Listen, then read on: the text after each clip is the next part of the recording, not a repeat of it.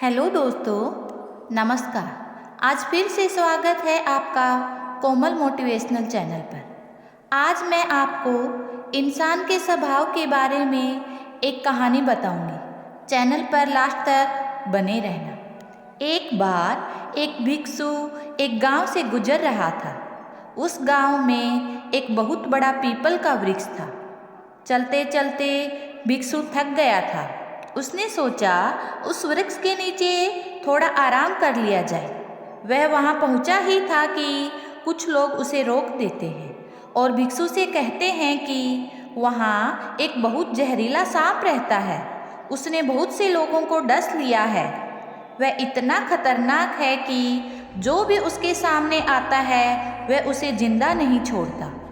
भिक्षु मुस्कुराता है और कहता है, एक दिन तो सभी को मरना है। अगर मुझे आज ही मरना होगा तो इसमें कौन सी बड़ी बात है। आप मेरी जरा सी भी चिंता न करें और मुझे आज्ञा दें।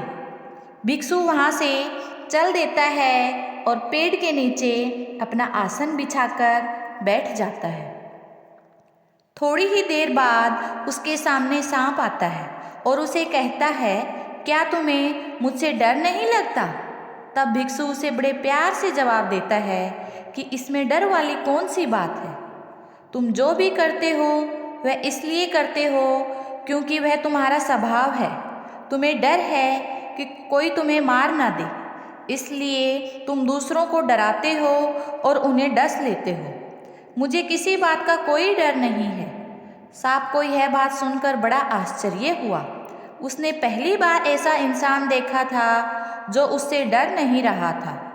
सांप भिक्षु की बातें सुनकर उसके चरणों में लेट जाता है और कहता है कि आज तक मैंने जिसको भी डसा उसे अपनी जान बचाने के लिए डसा, क्योंकि मैं ऐसा नहीं करता तो वो लोग मुझे मार देते। तब भिक्षु कहता है कि तुम सही कर रहे हो, लेकिन तुम भी इस डर को अगर ख़त्म करना चाहते हो तो एकदम शांत हो जाओ, क्योंकि एक दिन तो सबको मरना ही है। अगर ऐसा करोगे तो तुम्हारे भी मन से डर खत्म हो जाएगा। तुम्हें बुरे कर्म करने की कोई ज़रूरत नहीं। और यह सुनकर वह भिक्षु वहाँ से चला जाता है और सांप भिक्षु की सारी बातें अपने दिमाग में बैठा लेता है। सांप सभी बुरे कर्मों को छोड़ देता है, लेकिन इसका उस पर कोई बुरा असर नहीं पड़ता। सब लोग उसे परेशान करने लगते हैं। वह दुखी रहने लगता है। कुछ दिनों बाद वही भिक्षु उसी पेड़ के नीचे आता है और वहाँ अपना आसन लगा लेता है।